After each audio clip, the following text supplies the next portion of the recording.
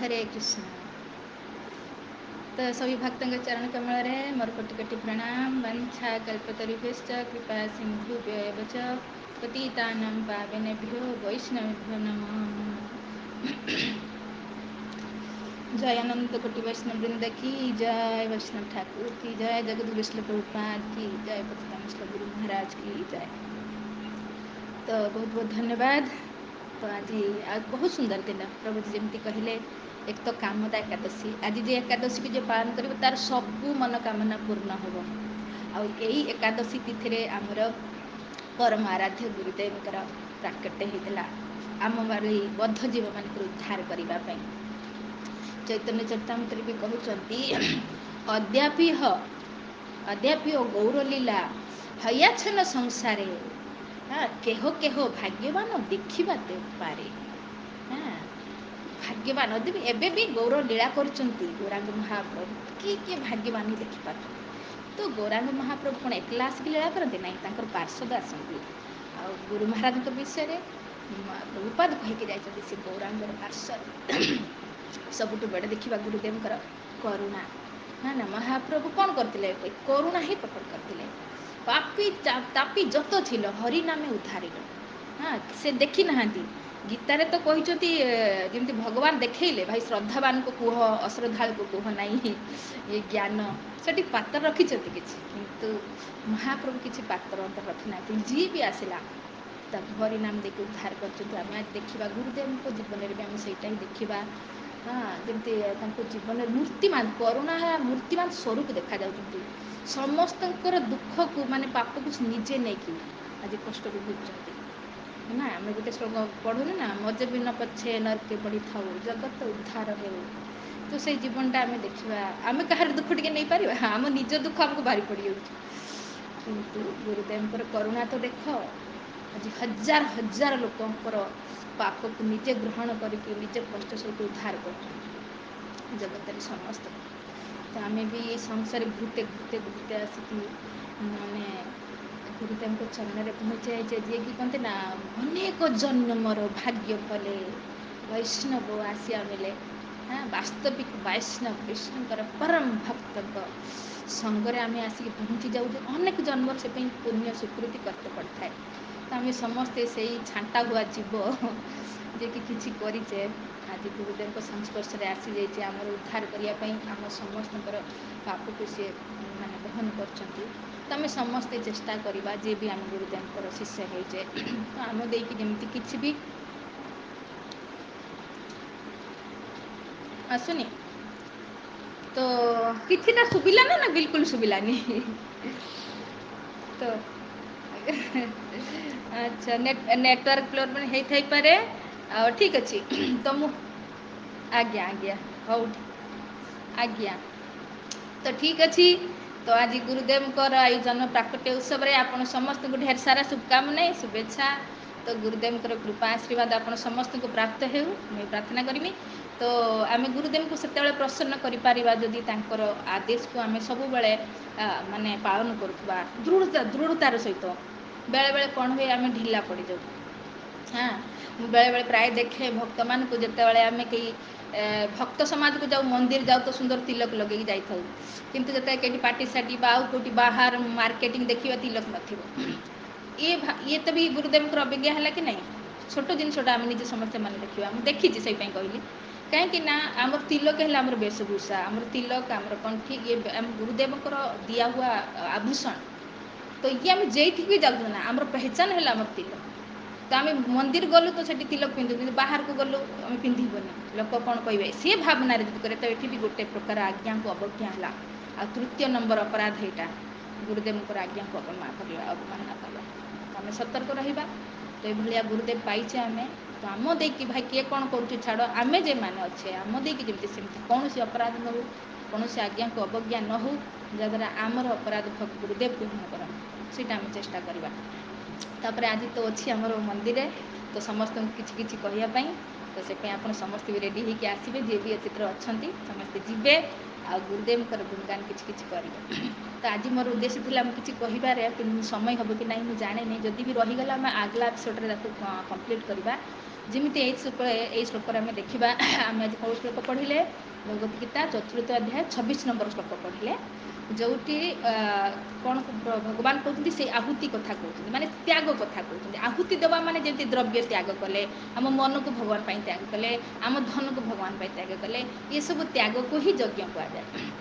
ସେଠି କହୁଛନ୍ତି ବ୍ରହ୍ମଚାରୀ ଏ ଶ୍ଲୋକରେ ଆମେ ଦେଖିବା ବ୍ରହ୍ମଚାରୀ ଓ ଗୃହସ୍ଥଙ୍କ ବିଷୟରେ କିଛି ଇନଷ୍ଟ୍ରକ୍ସନ୍ ଦିଆଗଲା ତାକି ଆମେ କେମିତି ଆମ ଜୀବନଟାକୁ କେମିତି ନିୟମିତ କରିପାରିବା। ବ୍ରହ୍ମଚାରୀଙ୍କର କାମ କ'ଣ ଗୃହସ୍ଥର କାମ କ'ଣ ତା ବିଷୟରେ ଦିଆହେଇଛି। ତ ଆମେ ଆଗେ ପ୍ରଥମରୁ ଶୁଣିବା ଆମକୁ ଏସବୁ ନିୟମ କାହିଁକି ଦିଆହେଇଛି। ପଶୁମାନଙ୍କ ପାଇଁ କୌଣସି ନିୟମ ନାହିଁ ହଁ ନା ପଶୁମାନେ କାହା ସହିତ ବି ସଙ୍ଗ କରିପାରିବେ କିନ୍ତୁ ମନୁଷ୍ୟମାନଙ୍କ ସେ ପାଇଁ ନାହିଁ। ମନୁଷ୍ୟକୁ ଉଚ୍ଚତର ବୁଦ୍ଧି ଦିଆହେଇଛି ସେଇପାଇଁ ଆମକୁ କିଛି ମ୍ୟାନୁଆଲ୍ ବୁକ୍ ଦିଆହେଇଛି ଏ ମନୁଷ୍ୟ ଯନ୍ତ୍ରକୁ ଆମେ କେମିତି ଚଲେଇବା ତା ଶାସ୍ତ୍ର ସେ ପାଇଁ ଦିଆହେଇଛି। ଆଉ ଶାସ୍ତ୍ରରେ ସବସେ ପ୍ରଥମ ଦିଆହେଇଛି ଯେତେବେଳେ ମନୁଷ୍ୟ ଜୀବନ ମିଳିଗଲା ତ ଆମକୁ ସଂସ୍କାରରୁ ଆରମ୍ଭ କରିବା ଆମ ଜୀବନ। ସେଇପାଇଁ ମନୁଷ୍ୟ ଜୀବନ ପାଇଁ ରହିଛି 16 ସଂସ୍କାର। ତ ଯେହେତୁ ଆମେ ଜାଣିନଥିଲେ ସେପାଇଁ ଆମ ଜୀବନଟା ପଶୁ ଭଳିଆ ବି ବିତି ଯାଇଥିଲା। ତ ଆଜି ଯେତେବେଳେ ଜାଣିଲେଣି ତ ମୁଁ କିଛି ଆପଣମାନଙ୍କ ସହିତ ସେୟାର କରିବା ପାଇଁ ଚାହିଁବି। ତ ଯେଉଁମାନେ ବି ଏଠି ଅନମ୍ୟାରେଡ଼ ବି ଅଛନ୍ତି ତାଙ୍କ ପାଇଁ ବହୁତ କାମରେ ଆସିବ ଏଇଟା। ତ ସବସେ ପ୍ରଥମ ହେଲା ବିବାହ ସଂସ୍କାରରୁ ଆରମ୍ଭ ହେବ ଅନ୍ତିମ ସଂସ୍କାର ପର୍ଯ୍ୟନ୍ତ। ତ ଯେମିତି ଏଠି କହିଲେ ନା ପ୍ରଭୁ ବିବାହ ବ୍ୟବସ୍ଥା ପ୍ରଚଳିତ ଅଛି ତାକି ଆମେ ସଂଯତ ଜୀବନଯାପନ କରିପାରିବା। ତ ସେଠି ବିବାହ ସଂସ୍କାର ଆରମ୍ଭ ହେବ ଜୀବନ। କାହିଁକି ନା ସମସ୍ତେ ଏଇ ଯେଉଁ ମନୁଷ୍ୟକୁ ଦୁଇଟା ମାର୍ଗ ଦିଆଯାଇଛି ଗୋଟେ ପ୍ରବୃତ୍ତି ମାର୍ଗ ଗୋଟେ ନିବୃତ୍ତି ମାର୍ଗ। ନିବୃତ୍ତି ମାର୍ଗ ମାନେ ଆଉ ପଶୁର ଯେମିତି କାମ କରୁଥିଲେ ଆହାର ନିଦ୍ରା ଭୟ ମିଥୁନ ଖାଅ ଶୁଅ ପିଲା ଛୁଆ ଜନ୍ମ କର ମରିଯାଅ ସେ ପାଇଁ ନୁହେଁ। ତ ତେଣୁ ତୁମେ ନିବୃତ୍ତ ହେଇଯାଅ ସେଇ କାମ କରନି ଏବେ ନିବୃତ୍ତ ହେଇଯାଅ। ମନୁଷ୍ୟ ଜୀବନ ଅଳ୍ପ ସମୟ ପାଇଁ ମିଳିଛି ବାସ୍ ତପସ୍ୟା କର ଭଗବାନଙ୍କୁ ପାଇବା ପାଇଁ। ଏଇ ଜୀବନ କେବଳ ତପସ୍ୟାରେ ଲଗେଇ ଦିଅ ଭଗବାନଙ୍କୁ ପାଇବା ପାଇଁ ଭକ୍ତି କର ଇଏ କିନ୍ତୁ ହୁଏନି ଲୋ ବାପା। କାହିଁକି ନା ଆମେ ସଂସ୍କାର ଆମ ଭିତରେ ଘୁଷି ଯାଇଛି ସେଇ ଆହାର ନିଦ୍ରା ବୈମିଥୁନ ଇଏ ଜନ୍ମ ଜନ୍ମାନ୍ତର କରିକି ଆସିଛି ସେ ସଂସ୍କାର ଆମ ମୁଣ୍ଡ ଭିତରେ ଫିଟ୍ ହେଇଯାଇଛି। ତ ତାକୁ ଧୀରେ ଧୀରେ ଡିଲିଟ୍ କରିବାର ଅଛି। କ'ଣ କରିବାର ଅଛି ନା ଏ ସଂସ୍କାର ଏ ଯେଉଁ ଶାସ୍ତ୍ରୀୟ ସଂସ୍କାରକୁ ଧୀରେ ଧୀରେ ପୋଷେଇଲେ ଏ ଯେଉଁ ଗଲତ ସଂସ୍କାର ରହିଛି ଏ ଧୀରେ ଧୀରେ ଯିବ। ତ ଶାସ୍ତ୍ରରେ କ'ଣ କିଛି ନିୟମିତ ଜୀବନଯାପନ ସବସେ ପ୍ରଥମ ହେଲା ବିବାହ ସଂସ୍କାର। ତ ବିବାହ ସଂସ୍କାର ଉଦ୍ଦେଶ୍ୟ କ'ଣ ନା ଏଠି ଆମେ ସଂକଳ୍ପ ନେବା ଆମେ ତ ନିବୃତ୍ତି ହେଇପାରିଲେନି ତେଣୁ ଆମକୁ ବିବାହ କରତେ ପଡ଼ିବ। ତେଣୁ ଯେତେବେଳେ ମୋ ପତ୍ନୀକୁ ସ୍ୱୀକାର କରୁଛୁ ତ ଅଗ୍ନିକୁ ସାକ୍ଷୀ ରଖିକି ସ୍ୱୀକାର କରିମି। ଆଉ ସେଠି ସଂକଳ୍ପ ନେବି କ'ଣ ଯେ ଆମେ 2 ଜଣ ମିଶିକି ବିଷ୍ଣୁ ଭଗବାନ ଆପଣଙ୍କୁ ବହନ କରିବା। ବିଷ୍ଣୁ ବିବାହ ବି ମାନେ ବିଷ୍ଣୁ ବାହ ମାନେ ବହନ କରିବା ମାନେ ବିଷ୍ଣୁଙ୍କ ପାଇଁ ହିଁ ଜୀବନ କାଟେଇବା ବିଷ୍ଣୁଙ୍କ ପାଇଁ ହିଁ ସବୁ କିଛି କରିବା। ଆରମ୍ଭ ହେଇଗଲା ସେଇଠୁ ତ ଗୀତାର କଥା ଭଗବାନ କହିଲେ ଯତ କରସି ମୋ ଦର୍ପଣ ମୋ ପାଇଁ କର। ତେବେ ସ୍ୱାମୀ ସ୍ତ୍ରୀ ମିଶିକି ମୁଁ ଏକଲା ଜୀବନ ମାନେ ଯାତ୍ରା କାଟିବା ମୋ ପାଇଁ କଷ୍ଟ ଥିଲା ତ ମୋ ସ୍ତ୍ରୀକୁ ବରଣ କରିବି ସ୍ତ୍ରୀକୁ ସ୍ୱୀକାର କରିବି ଫିର ଆମେ 2 ଜଣ ମିଶିକି ବିଷ୍ଣୁଙ୍କ ପାଇଁ କରିବା। ଆମର ପୁରା ଜୀବନ ବିଷ୍ଣୁଙ୍କ ପାଇଁ ବ୍ୟତୀତ ହେବା ଦରକାର। ଆରମ୍ଭ ସେଇଠୁ। ତ ସେଠି କ'ଣ ହେବା ଦରକାର ସେଇଠି ଯେ ଯେଉଁଟା ଆମେ ବିବାହ ସଂସ୍କାର ସେଠି ସୁନ୍ଦର ପ୍ରସାଦ ବିତରଣ ହେବା ଦରକାର ସମସ୍ତଙ୍କର ଆଶୀର୍ବାଦ ନେବା ପାଇଁ। କିନ୍ତୁ ହେଉଛି କ'ଣ ପୁରା ଉଲ୍ଟା। ପୁରା ଉଲ୍ଟା ପ୍ରସାଦ କ'ଣ ବିତରଣ ହେବ ସେଠି ମାଛ ମାଂସ ନହେଲେ ତ ବାହାଘର ଆଜି ହଉ ହିଁ ନାହିଁ। ତ କ'ଣ ହେବ କେତେ ଜୀବଙ୍କୁ ଯେଉଁ ମାରିଲେ ତାଙ୍କ ହତ୍ୟାର ତ ଦୋଷ ଦିଅଙ୍କ ଉପରେ ଲାଗିଲା। ସେମାନଙ୍କ ଶ୍ରାପ ବି ଲାଗିବ ଭାଇ ସେମାନଙ୍କର ବି ତ ଜୀବନ ଥିଲା ବଞ୍ଚିବା ପାଇଁ। ତ ଆମେ ତାଙ୍କୁ ଯେଉଁ ମାରିଲେ ତାଙ୍କର ଶ୍ରାପ ବି ଲାଗିଲା ଆଉ ଯେତେ ଲୋକଙ୍କୁ ଖାଇଲେ ତାଙ୍କର କର୍ମ ଦୋଷ ଲାଗିଲା। ତ ଏଇ ସ୍ୱାମୀ ସ୍ତ୍ରୀଙ୍କର ଜୀବନ କେମିତି ସୁରୁଖୁରୁରେ କଟିବ ସେଇପାଇଁ ଆଜି ଏତେ ବିବାହ ବିଚ୍ଛେଦ ଯେଉଁ ବି ତଲାକ ମଲାକ ଯାହା ହେଉଛି ଘରେ ଅଶାନ୍ତି ସବୁକିଛି ଏଇଠୁ ଆରମ୍ଭ ହେଇଯାଉଛି। କାହିଁକିନା କାହାକୁ ତ ପ୍ରସାଦ ତ ଦେଲେ ଖାଇତେ ଦେଇନେ ତ ଦେଇଛେ କ'ଣ ଜୀବଙ୍କୁ ମାରିକି ହତ୍ୟା କରିକି ରକ୍ତ ସେ ସଞ୍ଜିତ ଲୋକଙ୍କୁ ଖାଦ୍ୟ ଦିଆହେଇଛି ହେବ କ'ଣ ଜୀବନ ବର୍ବାଦ ଏଇଠୁ ଆରମ୍ଭ ହେଉଛି। କିନ୍ତୁ ଶାସ୍ତ୍ରରୁ ଆମକୁ ଯଦି ଆରମ୍ଭ କରିବା ତାହେଲେ ବିଷ୍ଣୁକୁ ବାହନ କରିବା ବୋଲି ସଂକଳ୍ପ ନେବା ଆଉ ସମସ୍ତଙ୍କୁ ଆଶୀର୍ବାଦ ନେବା ପ୍ରସାଦ କହିକି ଇଏ ଆରମ୍ଭ ହେଲା ଜୀବନ ଆମର। ତ ପ୍ରଥମ ସଂସ୍କାର ହେଲା ବିବାହ ସଂସ୍କାର। ତ ଦ୍ୱିତୀୟ ସଂସ୍କାର କ'ଣ ନା ଭାଇ ବିବାହ କଲେ ତ ସନ୍ତାନ ତ ହେବ ଇଏ ତ ପ୍ରକୃତିର ନିୟମ। ତ କେମିତି ସନ୍ତାନ ଉତ୍ପନ୍ନ କରିବା କୁକୁର ବିଲେଇ ଭଳିଆ ନାହିଁ ସେ ବି ସଂସ୍କାର। ତ କେମିତିକା ଗର୍ଭାଧାନ ସଂସ୍କାର।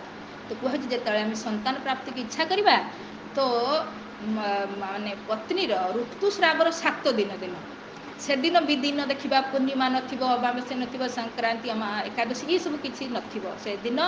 ତ କ'ଣ କରାଯିବ ଆମେ ବ୍ରାହ୍ମଣ ବୈଷ୍ଣବଙ୍କୁ ବ୍ରତ ରହିବା ସ୍ୱାମୀ ସ୍ତ୍ରୀ ବ୍ରତ ରହିବେ ବ୍ରାହ୍ମଣ ବୈଷ୍ଣବଙ୍କୁ ଭୋଜନ କରାଇବେ ତାଙ୍କଠୁ ଆଶୀର୍ବାଦ ନେବେ। ଆଉ ନାମହଟ୍ଟରେ ଲେଖା ହେଇଛି 50 ମାଳା ଜପ କରିବା ପାଇଁ। भाई ଯେତିକି ସମ୍ଭବ ଭଗବାନଙ୍କ ନାମ କରିକି ଡେଲି ପ୍ରାର୍ଥନା କରିବା, ପ୍ରଭୁ ଆମକୁ ଧ୍ରୁବ ପ୍ରହ୍ଲାଦ ଭଳିଆ କିଛି ସନ୍ତାନ ଦିଅ ବାସ୍।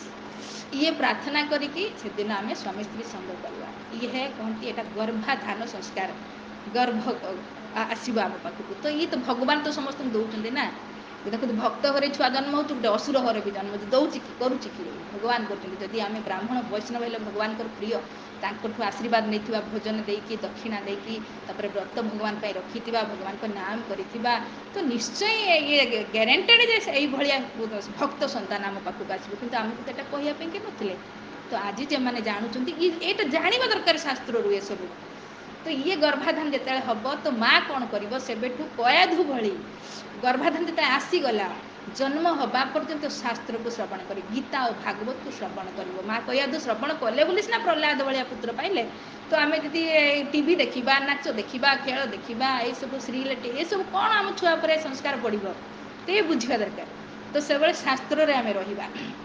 ତ ଯେତେବେଳେ ପିଲା ରହିଲା ବାହାରକୁ ଆସିବ, ତ ଗୋଟେ 9 ମାସରେ ହୁଏ ସଦଭକ୍ଷଣ ସଂସ୍କାର, ତୃତୀୟ ସଂସ୍କାର ହେଲା। ଆମେ ବି କହୁନା କେଇଠି ଯିବ ନା ସଦଭାର ନେଇକି ଯିବା। ତ ଯେ ପ୍ରେଗନେଣ୍ଟ ଥାନ୍ତି, ସଦଭାର ଶୁଦ୍ଧ ଆହାର ନେଇକି ଯିବା, ଶୁଦ୍ଧ ଆହାର। ସେଟାକୁ ଗୋଟେ ଅପଭ୍ରଂଶ ଭାଷାରେ ହେଇଗଲା ସଦଭାର।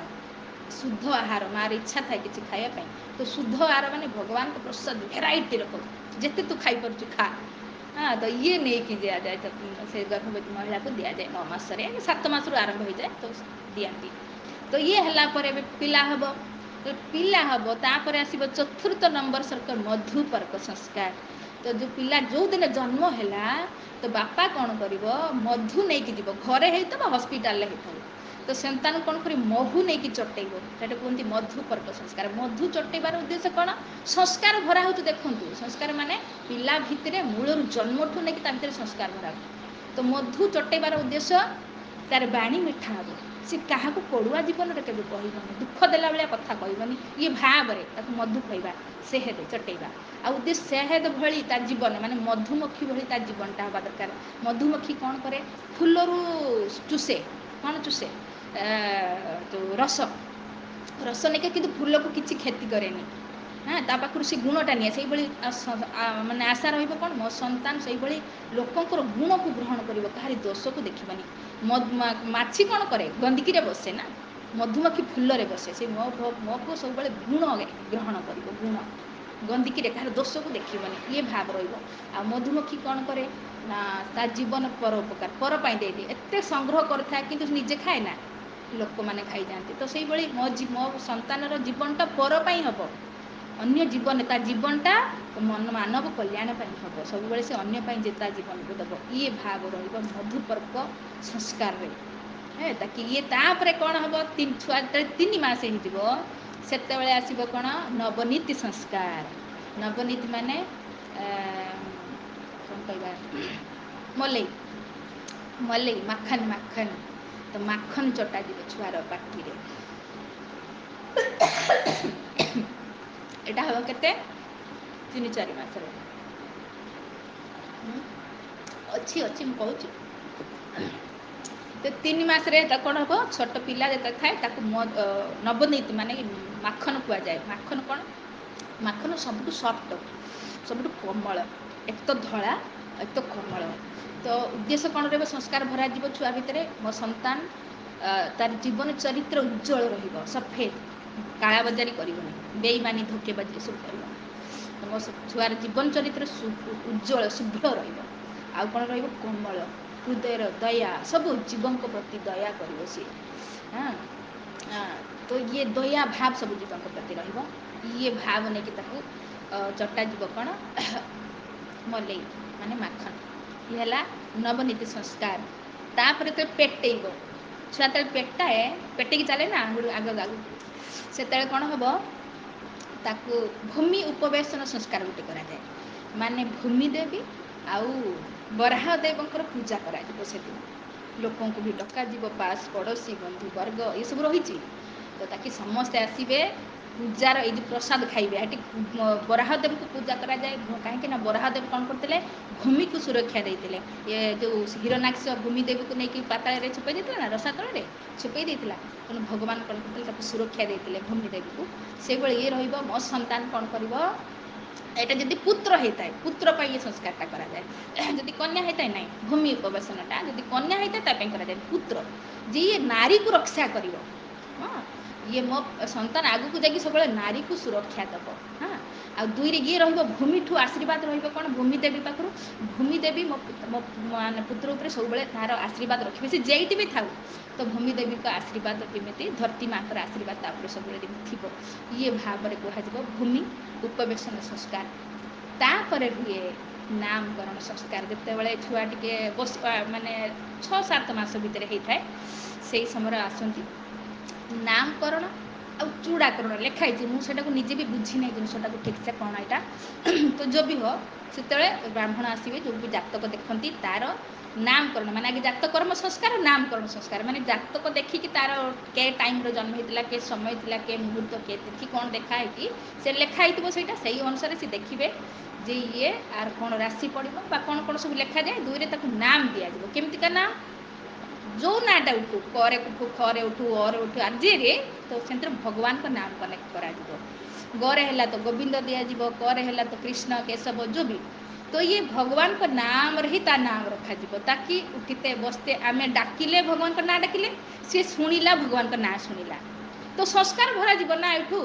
ଆଉ ଆମେ ରକି ମିକି ଲକି ଏସବୁ ନାଁ ଦେବା ଭିତରେ କ'ଣ ହେବ କହୁନାହାନ୍ତି? ଏ ସଂସ୍କାର କ'ଣ କାହିଁ ଇଏ ମୂଳରୁ ଥିଲା। ତ ଭଗବାନଙ୍କ ନାମରେ ତାକୁ ନାମକରଣ ଦିଆଯିବ। ତ ତାକି ଡାକି ତ ଉଠିତେ ବସିତେ ଏମିତି ନାମ ନେଲେ ଭଗବାନଙ୍କ ନାମ ନେଲେ। ଆଉ ସେ ଛୁଆ ବି ଶୁଣିଲା ନା ସବୁବେଳେ ଭଗବାନଙ୍କ ନାମ ତା ଡାକିଲେ ଯେତେବେଳେ, ତ ତାର ବି ହୃଦୟ ଶୁଦ୍ଧ ହେଲା। ତ ଇଏ ହେ ନାମକରଣ ସଂସ୍କାର ଜାତକର୍ମ ସଂସ୍କାର ସାଥିରେ। ତାପରେ ରହିବ କ'ଣ ଏ ଚୂଡ଼ାକରଣ ସଂସ୍କାରଟା ମୁଁ ଜାଣେନି କ'ଣ ଏଥିରେ ହୁଏ। ତ ଲେଖା ଅଛି ତାହେଲେ ମୁଁ ଜଷ୍ଟ ସେଇଟା କାଲି ସେଇଟା ବି ଗୋଟେ ସଂସ୍କାର ଅଛି। ଷୋଳ ସଂସ୍କାର ଇଏ ଗୋଟେ ସଂସ୍କାର ଅଛି। ତାପରେ ରହିବ କର୍ଣ୍ଣଭେଦ ସଂସ୍କାର। ଯେତେବେଳେ 3-4 ବର୍ଷର ଛୁଆ ହେଇଯାଏ କାନକୁ ଭେଦାଯାଏ। ତ ସିଏ କ'ଣ ହୁଏ ଏଥିରେ ହୁଏ ଯେ କଷ୍ଟ ସହିବା ମାନେ କଷ୍ଟ ସହିବାର ଯେଉଁ ଧୈର୍ଯ୍ୟ, ଆମେ କ'ଣ ଟିକେ ଟିକେ କଷ୍ଟ ଆମେ ସହିପାରୁନୁ କାହିଁକିନା ଆମ ଭିତରେ ସେ ସହନ ଶକ୍ତି ନାହିଁ। ତ ଇଏ ଉଦ୍ଦେଶ୍ୟ ରହିବ ଭଗବାନ ତାକୁ ସହନ ଶକ୍ତି ଯେମିତି ଦେବେ। ତ କାନକୁ ଜାଣି ବୁଝିକି କଷ୍ଟକୁ ସ୍ୱୀକାର କରିବା। ତ ପିଲାକୁ କୌଣସି କାନ୍ଦେ ତଥାପି ତା କାନ ଆମର ଏପଟେ ନାହିଁ, କିନ୍ତୁ ରାଜସ୍ଥାନ ପଟେ ଦେଖିବି ସବୁ ପୁଅ ପିଲା ଗୋଟେ କାନକୁ ମାନେ ପିନ୍ଧିଥିବେ, ତାଙ୍କର ଏଇଟା ହୁଏ ଏଇ ସଂସ୍କାରଟା। ତ କର୍ଣ୍ଣଭେଦ ସଂସ୍କାର। ତାପରେ ଆସିବ କ'ଣ ଜୀବିକା ଅର୍ଜନ ସଂସ୍କାର। ହଁ ଜୀବିକା ଅର୍ଜନ ସଂସ୍କାର। ଯେତେବେଳେ ସିଏ 5 ବର୍ଷର ହେଇଯିବ, ଯେତେବେଳେ ଛୁଆ ଟିକେ ଜାଣିଲାଣି ଇଏ କଲାଣି, ତା ପାଖରେ ରଖାଯିବ। କ'ଣ ରଖାଯିବ? ସିଏ କେଉଁଥିରେ ଜୀବିକା ଅର୍ଜନ କରିବ, ଏଇଠୁ ଆମେ ତାର ଆଟିଚ୍ୟୁଡ଼୍ରୁ ଆମେ ଜାଣିବା ସେ କ'ଣଟା ସିଲେକ୍ଟ କରୁଛୁ। ଏଠି ବି ମା' କହନ୍ତି ଗଛଲତା। ଆଜ୍ଞା ପ୍ରଭୁଜୀ ମୁଁ କହୁଛି ଯଦି ମୋର ଏଇଟା ସରିଯାଏ, ମୋ କ୍ଲାସ୍ଟା ସରିଯାଏ, ତ ଆମେ କାଲି କଣ୍ଟିନ୍ୟୁ କରିବା ଏଇଟାକୁ। ହଁ ତ ଆମର ଏଇଟା ରହିଲା ଆଜି ଜୀବିକା ଅର୍ଜନ ସଂସ୍କାର ପାଖରେ, ଠିକ୍ ଅଛି। ତ ଏଇଟା ସତରେ ନା ଆପଣଙ୍କୁ ଲାଗୁନି କେତେ ଜରୁରୀ ଆମ ଜୀବନ ପାଇଁ? ଇଏ ଶାସ୍ତ୍ରର ସଂସ୍କାର ଅଛି, କିନ୍ତୁ ଆମେ କାହାକୁ ଜଣା ନାହିଁ, ଯାହାଦ୍ୱାରା କି ଆମେ ପଶୁ ଭଳିଆ ଜୀବନଟା ବିତେଇ ଦେଉଛେ। ଆଚ୍ଛା କ'ଣ ହେବ? ଆମ ଗତି ଲାଷ୍ଟ ପଶୁ ତୁଲ୍ୟ ହେଇଯାଉଛି। ତେଣୁ ଆମ ଜୀବନକୁ ଅନ୍ତିମ ସଂସ୍କାରରେ ଆମ ଜୀବନ ସକ୍ସେସ୍ ହେବ। ମାନେ ଅନ୍ତିମରେ ଆମେ ଭଗବାନଙ୍କୁ ସ୍ମରଣ କରିକି ଦେହ ତ୍ୟାଗ କରିବା ଆଉ ନିତ୍ୟଧାମ ନିଜ ଘରକୁ ଆମେ ଫେରିବା। ସେ ପାଇଁ ସବୁ ସଂସ୍କାର ରଖା ହେଇଛି। ତ ଠିକ୍ ଅଛି, ତ ଆଜି ଆମେ ଏଇଠି ରଖିବା। ଆମେ କାଲି ଆଉ ରହିଲା କେତେ, ଏଇଟା ହେଉଛି 12 ନମ୍ବର ସଂସ୍କାର ରହିଲା ଜୀବିକା ଅର୍ଜନ ସଂସ୍କାର। ଏଇଟା କାଲି ଶୁଣିବା, ଜୀବିକା ଅର୍ଜନରୁ ଅନ୍ତିମ ସଂସ୍କାର। ଠିକ୍ ଅଛି, ତ ସମୟ ହେଇଯିବ ବୋଲି ପ୍ରଭୁଜୀ ରଖିଲେ। ହରେ କୃଷ୍ଣ।